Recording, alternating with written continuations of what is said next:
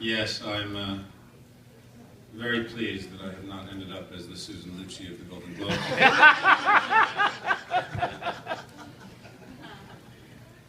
It's, you know, I have an incredible job. It's an incredible job. The writing, our directors, starting with David Fincher, who I reluctantly forgot to mention in my acceptance speech, but who has been my guru on this experience, who is such an extraordinary, encouraging, tough, decisive, brilliant editor, not just of the actually editing of a film, but the editing of your performance. I always feel like I'm working with somebody who has an X-Acto blade and he's just cutting off all the fat. He likes to get it down to the point where it's the words and the intention and all the stuff that you sometimes bring as an actor, the handles and the stuff that you add, he's getting rid of and getting rid of and getting rid of. He has a reputation for doing a lot of takes, but I actually think that what he's doing, truly, is beating the acting out of you and getting you to be clean and clear and trusting the words. And the words that I've been given in this series has just been extraordinary. Kevin, over to your left, over to your left, right here. So we've seen Amazon win their first 2 Golden Globes. We're seeing you win a Golden Globe for House of Cards on Netflix. Is this the beginning of a TV revolution, and did you help start it?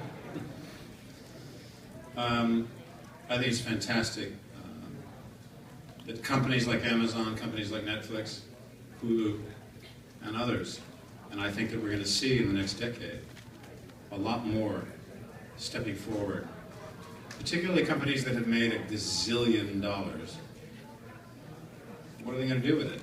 You know, if you want to be in the game and you want to compete, you're going to have to start doing original content. And I think that we're going to see a lot of companies that have been portals for entertainment become producers.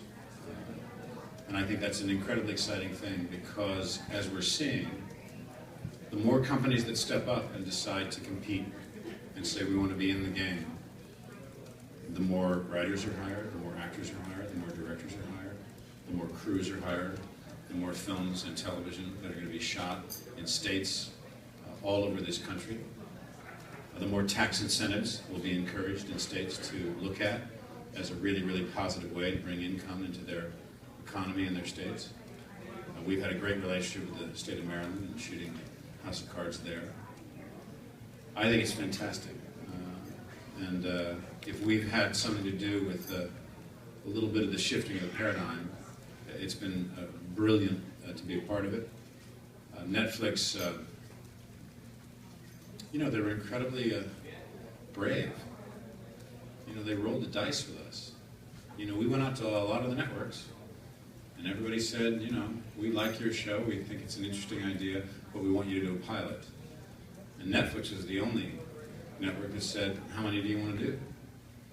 And we said 2 seasons, but we're now just wrapped on our 3rd, and we intend to keep going.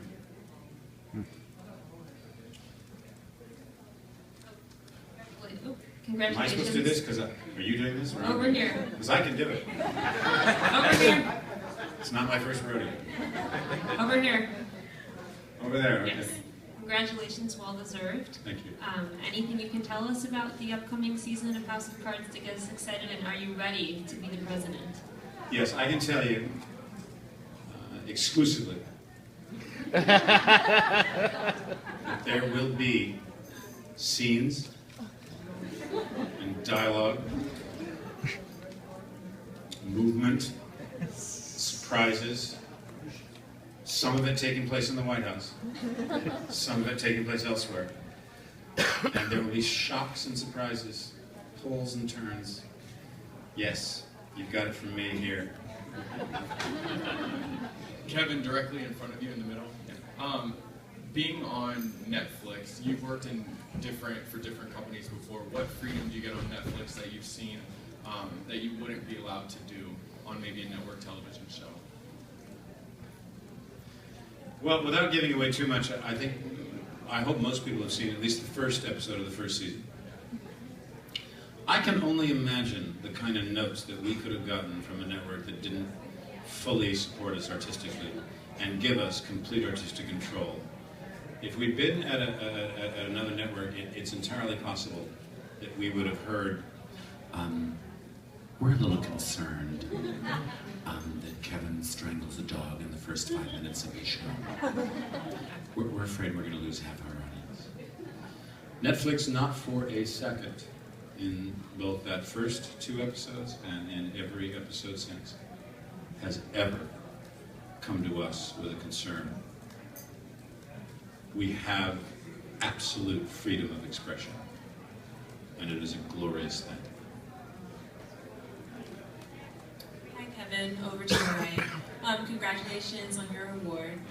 What is it like playing opposite of such strong female characters like Claire and Zoe, and why do you think it's important to have representation of female characters like that in television? Because that's what women are, you know. I liked what Maggie Gyllenhaal said tonight in her acceptance speech. You know, there are real, genuine women being portrayed. Genuinely complicated, genuinely brilliant, genuinely difficult, genuinely, you know, some are doing good things, some are doing bad things. And I think, you know, we really have to look back, particularly in television, and you know, give a nod of our hats and our salute to shows as far back as Hill Street Blues. You know, what Stephen Bochco did in that show, have you ever I don't know if anyone's ever seen the notes that NBC gave Stephen Bochco when he first showed that pilot, and all of the nervousness that NBC had about that series, that there was too many characters, and that they weren't good at their jobs, and that they weren't good family people, and that it was too complicated, and everything that television has built on, and the runway that we have been able to glide along started, I believe, with The Sopranos. 15, 16 years ago, when that show began, when that show put HBO on the map, that paved the way for a remarkable, I think, the third great generation of the golden age of television. The characters, the anti-heroes, the incredibly strong characters for women, no matter what they're doing, no matter what kind of characters they are, the complexity.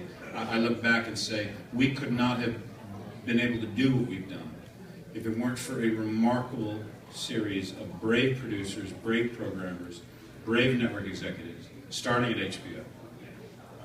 And now we see it happening at many other networks. And I think it's absolutely extraordinary. So for me, to go to work every day and look into the eyes of someone who is on and not only just in terms of the work we do together, but the way in which the characters are being written and developed,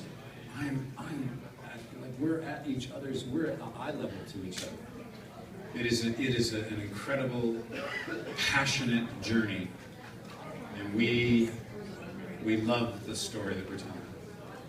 So I'm very, very proud of how many opportunities have been given for women in television.